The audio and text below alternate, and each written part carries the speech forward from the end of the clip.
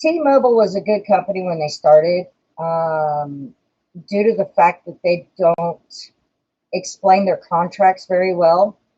They state that there is no contract, no lease company, needs to be changed and redirected. If not, they're going to have a lot more pissed off customers.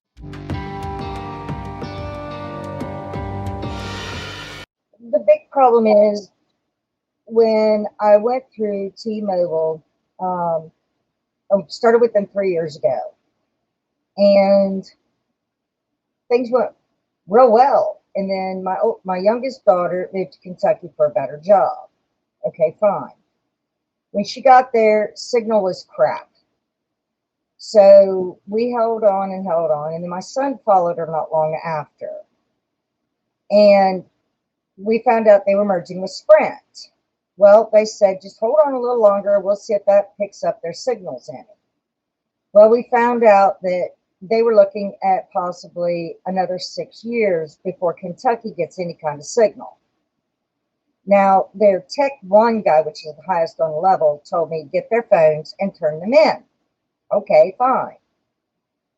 Well, I get on the phone. Well, first my daughter takes the phones in. No, we can't take these. You got to pay them off and then turn them in.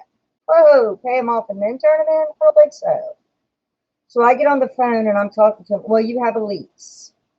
Well, I get that there's a lease, but doesn't say anywhere that I can't break the lease.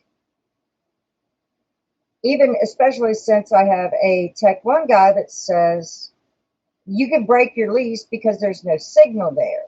These kids have held on to these phones for 6.5 months with no signal.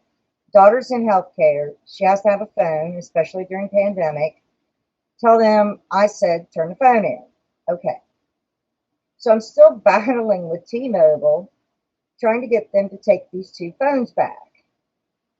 Now I'm looking at a $1,200 phone bill because I refuse to pay off phones, and back to doing good old-fashioned prepaid. And they're not wanting to work with me at all, knowing the situation that these kids are in up in Kentucky. Okay, so I'm here. I am on disability, 3 phones, paying for 3 phones, and 2 of them have absolutely no service. And you guys can't do anything to accommodate it. Well, nope, we're not going to. Why is my big question is why? And I just keep getting shuffled from one person to another, to another, to another. And it's really just pissed me off to the point of no return. And they know it's pissed me off because I went over their head and went to corporate about it. And corporate still won't do anything.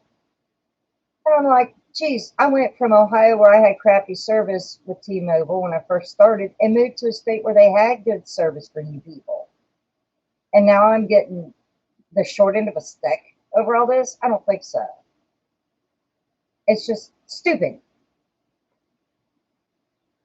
So I'm at the point that I don't know what to do about having these two cell phones that now are going to cost me over $1,200 for 2 cell phones that I have absolutely no use for, that I'm going to have to turn in at the end of the lease anyway. I want to stay a T-Mobile customer because they do have good service for me where I'm at.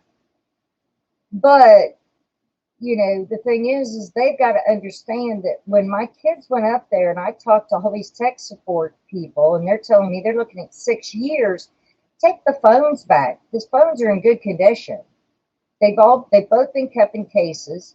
There's absolutely nothing wrong with them. They've got 6 months worth of use on them.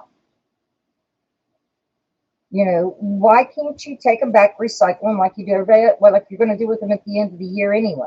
I want to get the word out to people to make sure that you read your contracts 100%, because I was told by customer service when I first got these phones, if any problems arose, all I'd do was turn the phones back in. That would end the lease. That would take care of it. Everything would be good. Because I was on a jump on demand plan, that anytime I thought I wanted out of the phone, all I did was turn it in. Make sure people, read their contracts. That's the big key. Don't let these companies, regardless of which company it is, because AT&T has a jump plan too, which a lot of people aren't aware of. You get into these contracts and you don't read them all the way, you're going to be stuck when something happens with something that you don't want. So make sure you read your contracts. Um, if you're not willing to read the contracts, try to work something out with them. I'm still trying to work with T-Mobile.